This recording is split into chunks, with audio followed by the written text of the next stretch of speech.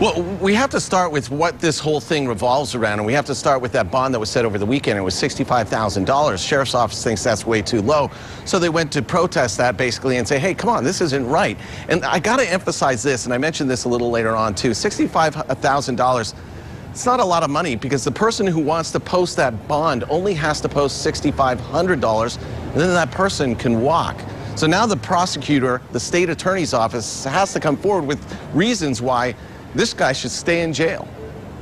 Do you have a private attorney? Not to my knowledge. It's the public defender's office that's going to be representing him. For the second time in 2 days, Matthew Buendia found himself before a judge. We are aware there's a possible pretrial motion. Yes, they just handed it to me. They've served the copy on your colleagues over here in the courtroom. At issue, a $65,000 bond set by Judge Cheryl Thomas over the weekend. A bond that Sheriff David G. thought just did not fit the crime. That crime Buendia is accused of: opening fire point blank on Sheriff's Deputy Lionel DeVoe last Friday, hitting her 3 times. That bond, $65,000, meant that if anyone came forward with $6,500, Buendia could walk. He could be out of jail until a possible trial.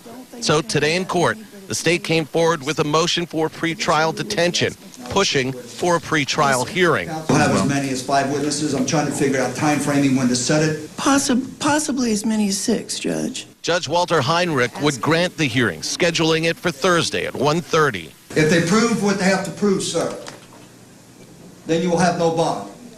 If they do not prove what they have to prove, then the bond that was set over the weekend would be reinstituted. But the public defender would... I object to the removal of his bond. His bond has already been set. Running down a list of criminal rule procedures, including the necessity to come forward immediately with evidence that Judge Thomas may not have been aware of, and that he is some kind of flight risk and unlikely to return for his hearing. This court cannot change that bond as it was set. Note your objection. See you Thursday.